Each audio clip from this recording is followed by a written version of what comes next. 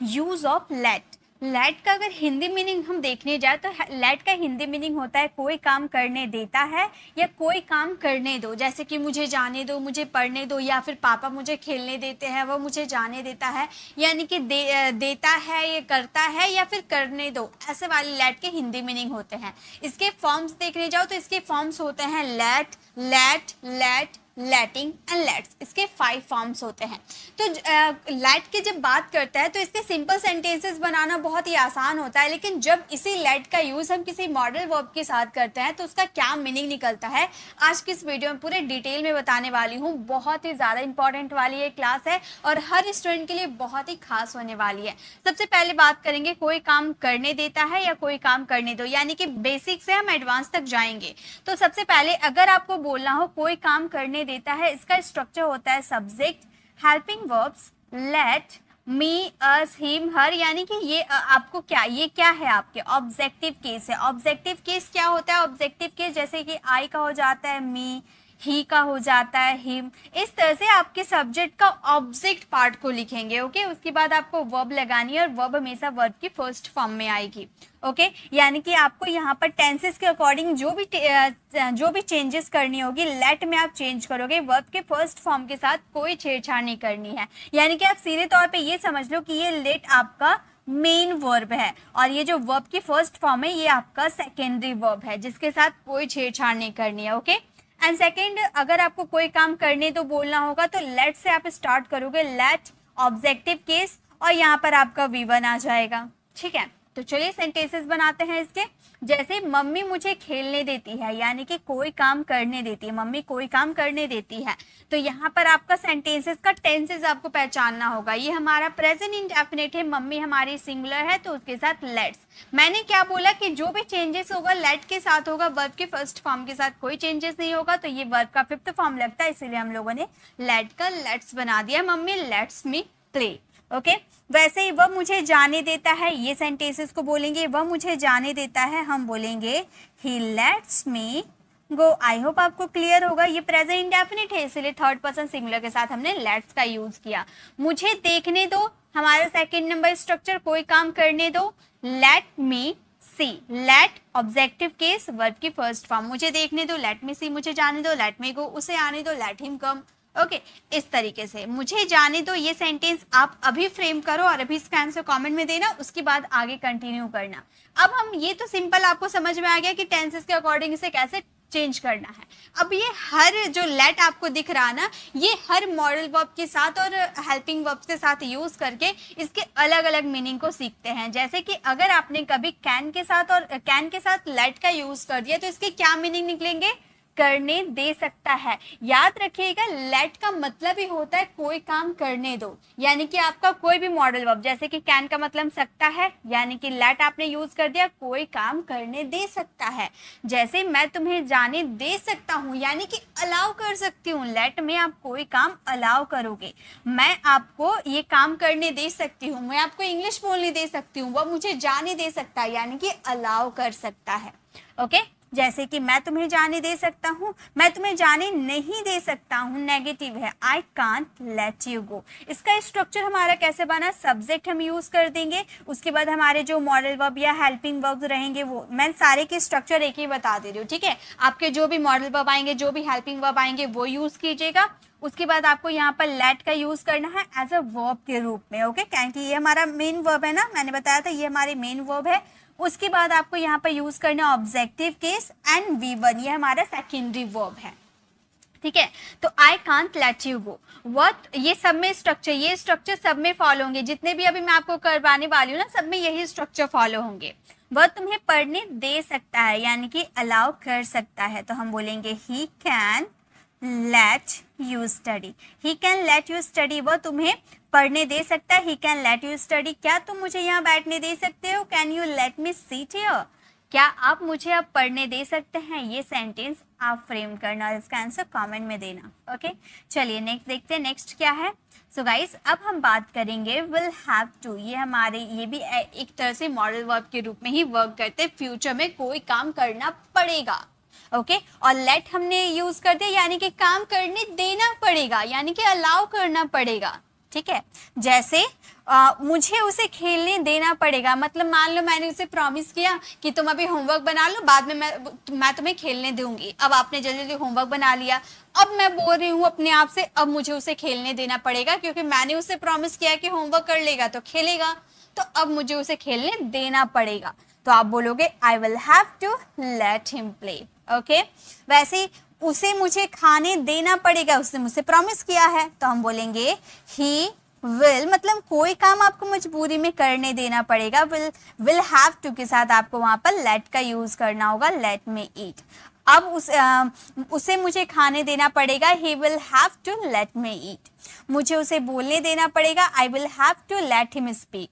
हमें उनको जाने देना पड़ेगा, ये सेंटेंस आप फ्रेम करना और इसका आंसर कमेंट में देना। ओके, चलिए नेक्स्ट देखते हैं। नेक्स्ट क्या है, अब हम बात करेंगे हैज हैव टू के साथ वर्ब का, मतलब वर्ब का फर्स्ट फॉर्म ही कह लो, लेट हमारा वर्ब का फर्स्ट फॉर्म की तरह ही वर्क करता है। अब देखिए, ये तो आप लोगों को पता होगा कि हैज टू हैव टू कहाँ पर यूज होता है, जब हम कंपल्सन की बात करते हैं, प्रेजेंट में आपको कोई काम करने देना है या देना पड़ता है।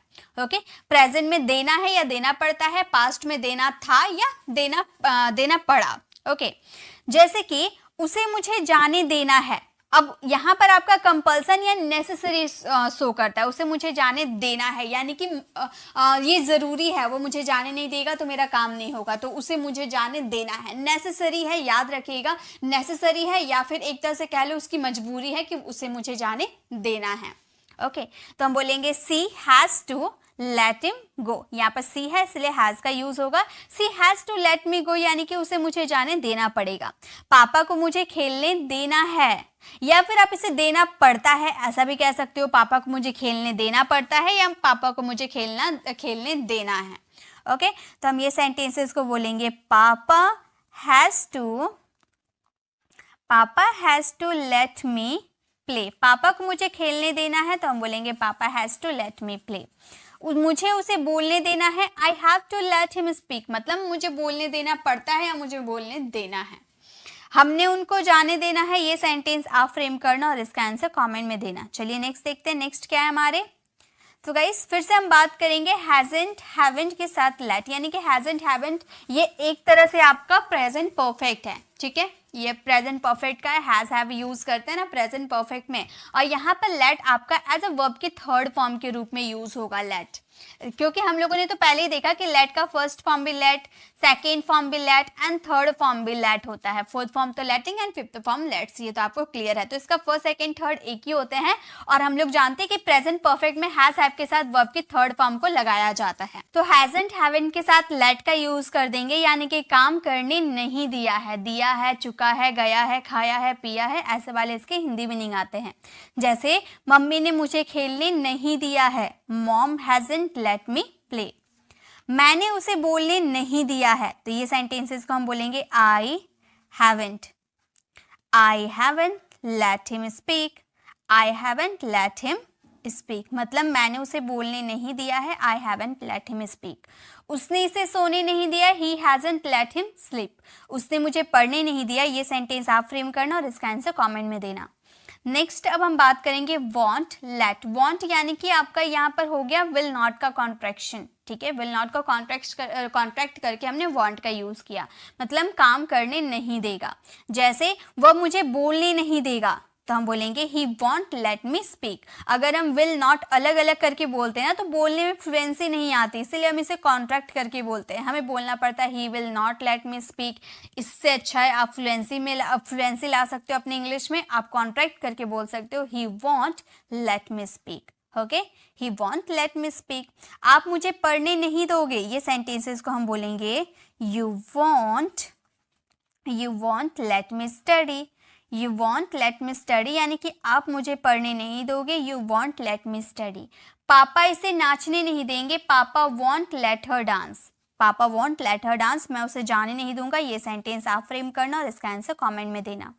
नेक्स्ट देखिए, नेक्स्ट हम बात करेंगे डजंट और डोंट। ये हमारे प्रेजेंट इंडेफिनिट में फॉलो होते हैं नेगेटिव सेंटेंसेस में। तो डजंट और डोंट के साथ भी हम लेट का यूज करते हैं, काम करने नहीं देता है। जैसे पापा मुझे जाने नहीं देते हैं, पापा डजंट लेट मी गो। यहाँ पर लेट आपका वर्ब की फर्स्ट फॉर्म के रूप में वर्क कर रहा है, ठीक है। वे मुझे बात नहीं करने देते हैं, ये सेंटेंसेस को हम बोलेंगे वे यानी कि they don't let me talk, they don't let me talk, वो मुझे बात करने नहीं देते, they don't let me talk. वो मुझे बोलने नहीं देता, ही डजंट लेट मी गो, जाने नहीं देता, ही डजंट लेट मी गो। आप मुझे देखने नहीं देते हो, ये सेंटेंस आप फ्रेम करना, उसका आंसर कमेंट में देना। नेक्स्ट देखिए, नेक्स्ट हम बात करेंगे इसी का past did not plus let. ये पास्ट में यानी कि पास्ट इंडेफिनिट में फॉलो किए जाते हैं, काम करने नहीं दिया। पापा ने मुझे जाने नहीं दिया, पापा डिडंट लेट मी गो। ये आप लोगों को टेंसेस पता होगा तो आप लोग आराम से ये समझ सकते हो। मैंने स्टार्टिंग में आपको जो स्ट्रक्चर बताया सारे आपके वही स्ट्रक्चर पे बेस्ड है। उसने मुझे बात नहीं करने दिया, ये सेंटेंसेस को बोलेंगे उसने यानी कि ही किसी बॉय की बात करेंगे तो ही का यूज़ करेंगे, और didn't, he didn't let me talk, he didn't let me talk. उसने मुझे बात नहीं करने दिया, he didn't let me talk. उसने मुझे बोलने नहीं दिया, तो ये सेंटेंसेस को बोलेंगे he didn't late me speak.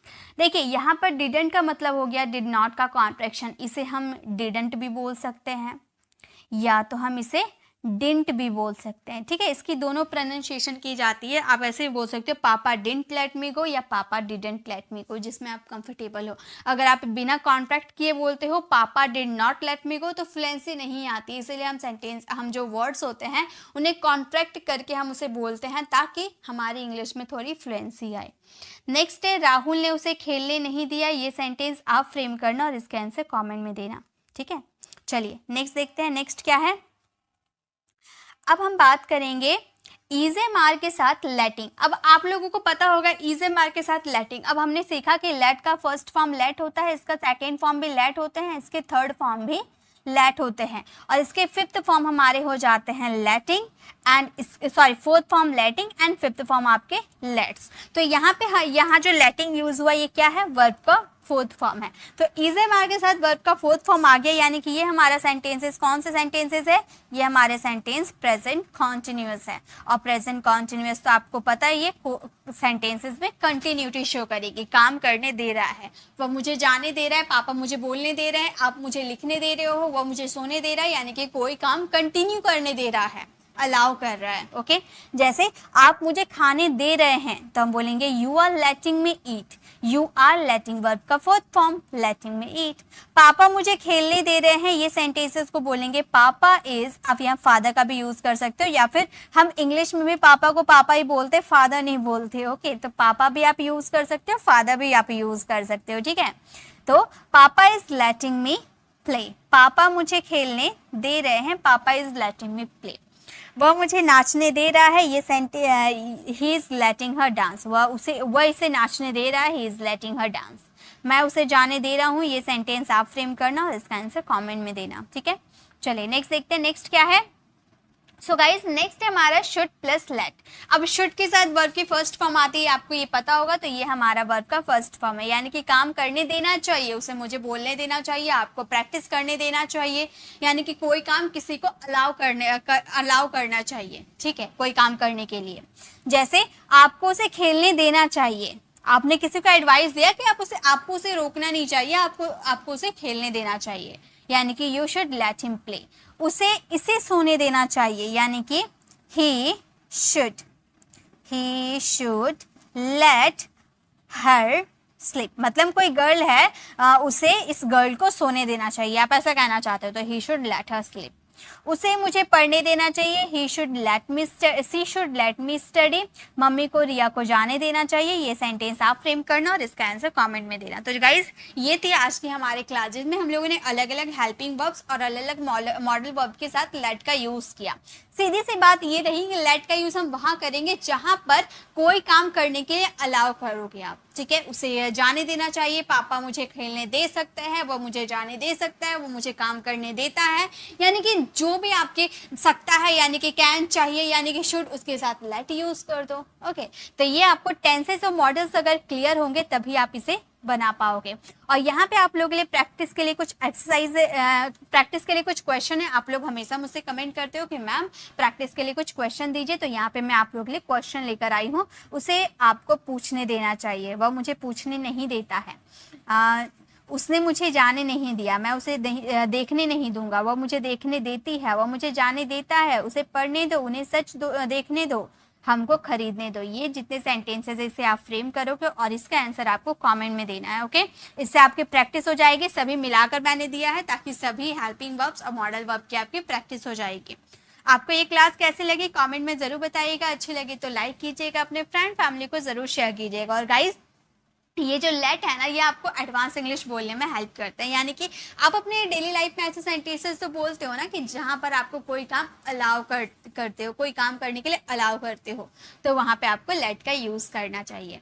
तो अगर आपको ये क्लास ज़रा सा भी इन्फॉर्मेटिव लगी तो लाइक कीजिएगा। और अगर आप मेरे चैनल पर नए हैं और मेरे पढ़ाने का तरीका आपको पसंद आया तो सब्सक्राइब कर आने वाले बेल आइकन को ज़रूर प्रेस कीजिएगा ताकि रोज़ आने वाली वीडियोज़ की नोटिफिकेशन आपको समय पर मिलती रहे। और लेट एक तरह से हमारा पॉजिटिव वर्ब है। और इसी तरह से आप गेट पॉजिटिव वर्ब को जानना चाहते हो तो लेफ्ट साइड क्लिक करके यूज ऑफ गेट वाली वीडियो को जरूर देखिएगा। और राइट साइड क्लिक करके आप हमारी प्लेलिस्ट में जाकर जिस भी ग्रामर टॉपिक पे आपको कंफ्यूजन है वो टॉपिक आप देख सकते हो। मैंने हर टॉपिक पे वीडियोस बना रखी है।